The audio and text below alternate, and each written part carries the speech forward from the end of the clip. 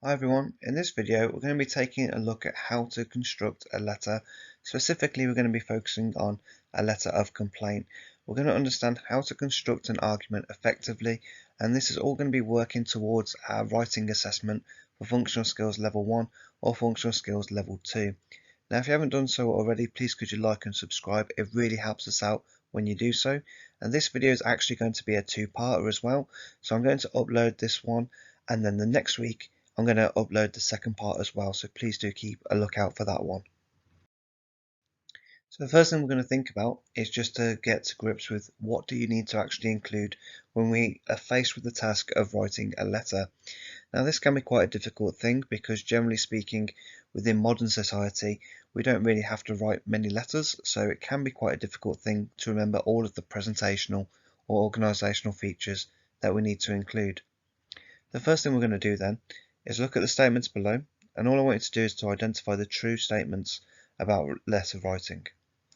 So the first one says then, all letters are written with formal language. The next one says, formal letters are often directed to businesses or professional bodies. Thirdly, letters can be both formal and informal. Letters use the same organisational features as a leaflet. And the final statement, you need to include salutations at the start of a letter. Now if you want to pause the video here and go through at your own time, please feel free to do so. What we're going to do now is just jump ahead and we're going to start looking through the correct answers in the next part of the video. Class feedback. Check your understanding against the answers below. So here we have on the left hand side the true statements and the false statements on the right hand side. So firstly we have formal letters are often directed to businesses and professional bodies. So again, if you are going to be thinking about doing a formal letter, then it's a good chance that it's going to go to one of those kind of audiences. Secondly, letters can be both formal and informal. Again, it really depends who the audience is. So when you get your actual writing question, it's important to think very carefully about what the examiner is asking of you and who they're actually asking you to direct your writing towards. And the final true statement then, you need to include salutations at the start of a letter. If you're not sure what we mean when we say salutations, what we mean is the kind of greeting that you'd give to actually start your letter. And again, you need to think carefully about whether it's going to be formal and informal, because that will actually change the type of salutations you give as well. Okay, for the false statements, all letters are written with formal language, so that isn't going to be true. If you're writing to a friend or a relative or something like that, then you would be expected to use colloquial language. If you're not too sure what we mean by that, don't worry about it too much, because we will be going into it in a bit more detail as well.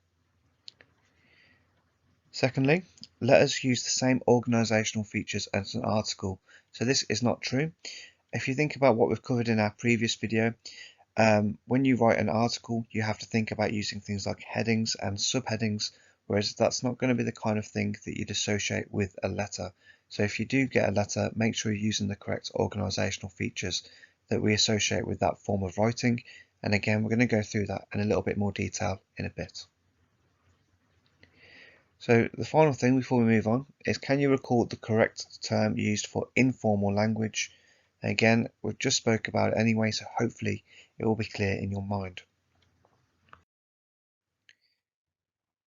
By the end of this lesson, you will be able to recall the key features of a letter, understand how to construct a letter of complaint, and apply your understanding to an exam style question. So again, this is just going to be the first part of the video.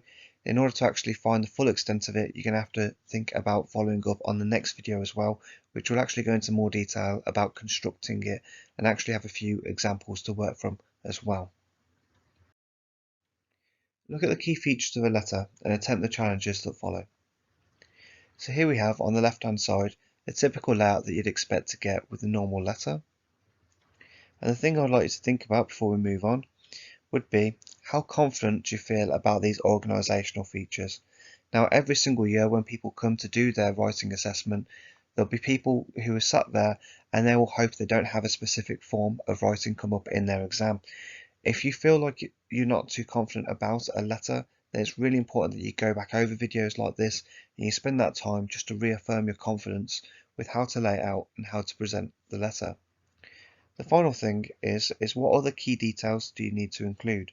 So if you actually have a look at the template we've got on the left hand side, and again if you actually want to use this, a link will be included as well so you can get hold of this template.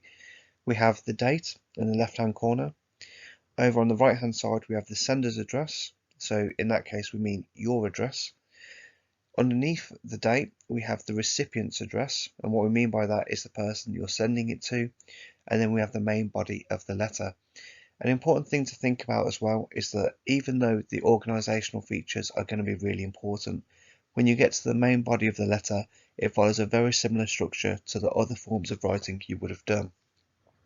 So that means that you want to still make sure that you're writing in paragraphs and that you're using a range of different techniques that we've covered in our lessons as well.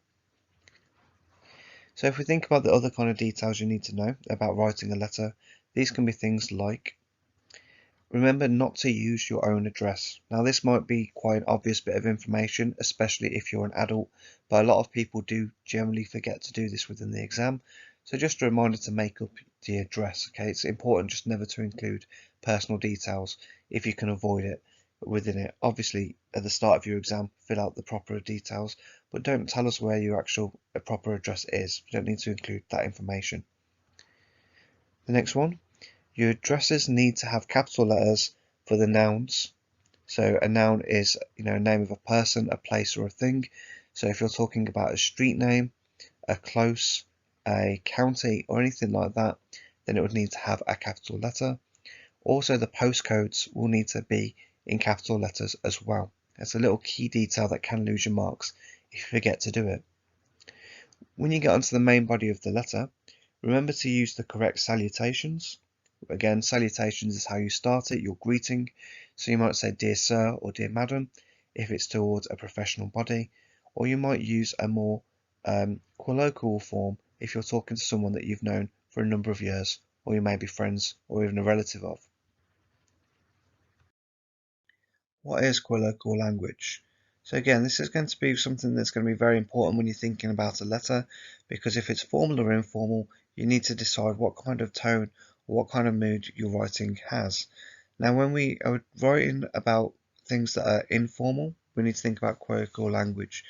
So this is language which is used in informal settings and used for more casual conversations. This kind of language helps to demonstrate a close relationship or even a lack of formality within the situation. So think about writing to a friend, a relative, someone that you have a long-standing relationship that you wouldn't consider to be a professional relationship. This is what we're thinking about when we're talking about colloquial language. Now, it can be really important to use because it actually helps to demonstrate a closeness and a bond between someone. And if you do have that kind of bond with someone, then it just illustrates that they're that much more likely to actually listen to what you're trying to say and actually come round to your point of view within your writing. Now, if you want to actually look at the question, we're going to look at that in our next video, so please do look out for it. If you need any additional help or support, the new videos will be added every single week. If you can't find anything on our channel that suits your needs, then please do check out our partner channel, Bookworm Teaching, for more lessons and guidance on all things English. Thanks ever so much, guys, and if you haven't done so already, please can you like and subscribe. It really helps us out when you do so. Thanks. Bye bye.